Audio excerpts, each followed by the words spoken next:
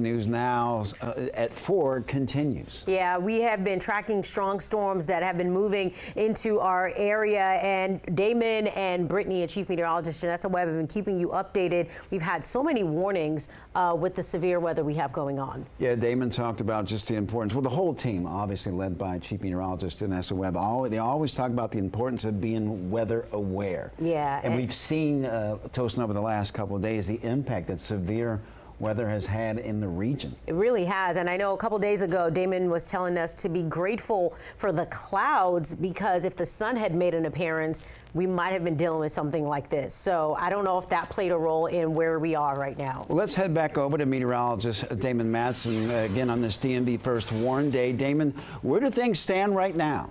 Well, Mark and Tosin, it's just basically about the fact that this is the main bit of activity, and this is going to be the worst weather here across much of the district, the I-95 corridor, surrounding counties in the heart of the region. For the next hour or two is when we could see the most impact from this. Again, we have this major squall line. It's broken up just a little bit in portions of north central Maryland, and then as you head down towards central Virginia. But the main part here, it is going to rip across the I-95 corridor, the district, and all surrounding counties within the next half an hour. So this is the main severe thunderstorm warning. It does include Washington, D.C. It goes until 4:45 p.m. with the threat of 60 to 70 mile-per-hour winds at this point. Torrential rain is also coming down. Hail doesn't look to be in the mix at this moment, but look at all these populated areas that are going to be feeling the brunt of this. So this is over Wolf Trap right now. Tyson's Corner, you're going to be feeling the impact in about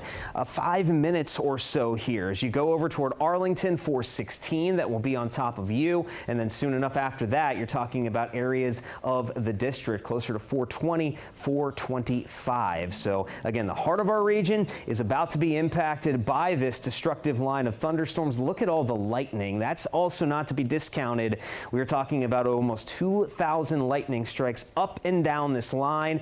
We just had, unfortunately, some fatalities from lightning strikes not that long ago on the National Mall. So do not take that threat lightly. And again, this will continue to rip forward on through the rest of Maryland then once it crosses through D.C. and I-95. We'll have another full look at your forecast, talk more about these severe storms and when things could finally start to calm down coming up here in just a bit. All right, Damon, thank you. Our team coverage continues of severe weather in the region. The concerns, of course, continue. Tosin, DC News Now's Randy Bass is on the ground in Kensington, Maryland, tracking storms as they move into the region. Randy, a lot of people are still cleaning up from yesterday's storms. Yes, people are cleaning up as things are heating up. We are going to see that really oppressive heat move into our region over the next few days here. Both Maryland and D.C. were hit very hard by yesterday's strong line of storms.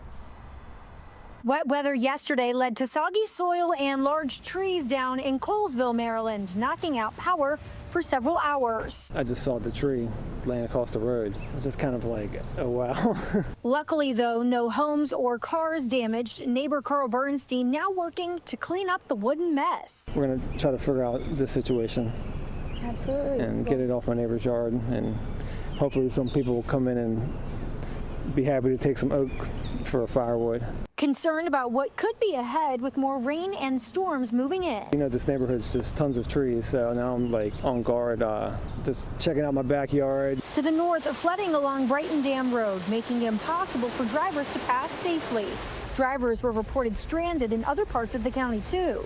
And in D.C., officials declaring a heat emergency with temperatures inching toward 90 degrees today and in coming days. People are already trying to beat the heat. We're going to go to a coffee shop right now and hopefully cool down just by drinking something ice. Just try and stay in the shade as much as we can when we're out with the dog, and obviously any air conditioning.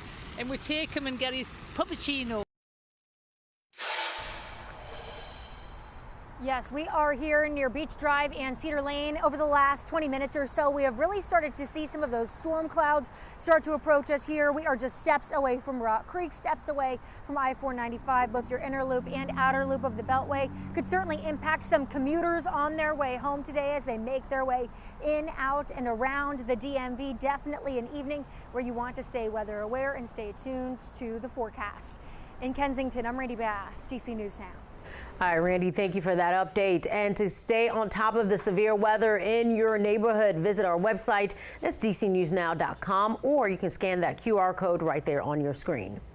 In Virginia, Fairfax County police are currently investigating 2 shootings that they say they may be connected. The first victim found in the 900 block of Richmond Highway shortly before 6:30 last night.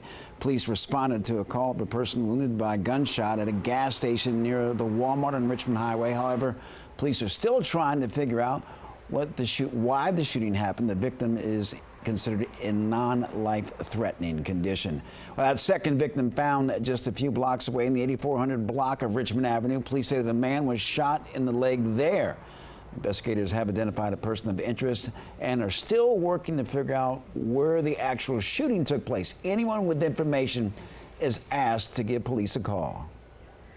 Today, Prince George's County officially welcomed its newest county executive. People gathered to celebrate Aisha Braveboy moving into that role. DC News Now's Tiger Munn was there and tells us the celebration came with some major star power.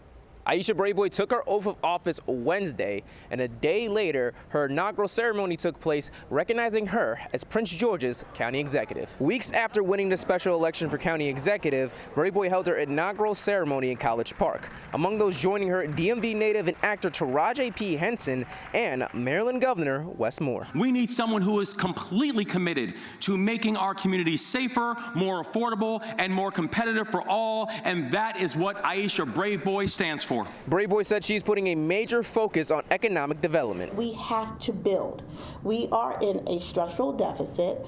We can get out of it. It is some of our doing. It's some of our doing by not being able to really keep up with the times. And so we are not going to be second to any other jurisdiction when it comes to being able to move forward major developments here in Prince George's County. Another priority for the former state attorney, enhancing the summer crime program, and she sees businesses playing a role in that. We really do need a year-round jobs program for young people living here in the county.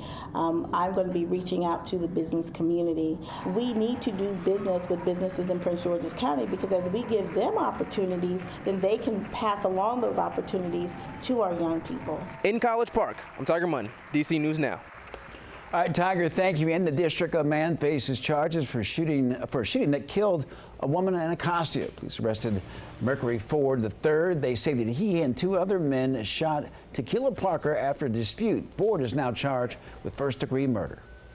On the move with Metro, service on the Red Line now back to normal this afternoon after a fluid leak. Overnight crews noticed hydraulic fluid leaking from a piece of machinery impacting areas between Union Station and Tacoma. Most of the day, trains were single tracking between Union Station, Tacoma, and Fort Totten.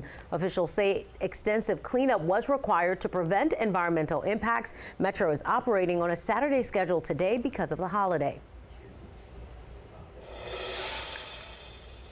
Well, today is Juneteenth, a federal holiday celebrating the freedom of enslaved people. And the date marks when the news of Lincoln's Emancipation Proclamation finally reached Texas, the last Confederate state to know in 1865. All across the DMV, Tosin people are remembering and celebrating, including Southeast D.C. Our Mayor Carbone takes a closer look. In Anacostia, hundreds of people starting a new tradition this Juneteenth, celebrating a piece of Black DC history with a freedom walk. In step and song, a community marching together. This is where people that have made history that changed the world have walked before. Melania Douglas is the founder of the Family Arts Museum. She helped organize this walk of freedom across the 11th Street Bridge. The bridge connects Navy Yard to Anacostia, and while many drive across it daily today, others walk the same path more than a century ago in their fight for freedom. This is a historic area where many of our ancestors in 1862 walked from Maryland into D.C. towards their freedom. This is a freedom that they fought for. So on this Juneteenth, a holiday celebrating the emancipation of enslaved people, this group is doing the same. This is living testimony that we're going to keep the dream alive. We're going to march across this bridge for unity, for peace. I want him them to know the importance of pride. Lily Gherkin, a native Washingtonian, leading the way for her 9-year-old son, Jag.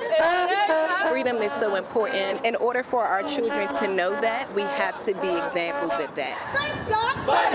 Inspiring the next generation while remembering the fight it took to get here. We're looking at a paradox. We're looking at people's rights being oppressed and people fighting for liberation and for freedom. We need to look at the stories of how we got through moments like this before and take that into the moment and move it forward. And this is not the only event celebrating Juneteenth. Today through the weekend, there are events all across the DMV, and we've got a list for you up on our website. That is dcnewsnow.com. Reporting in Anacostia, Marielle Carbone, DC News Now.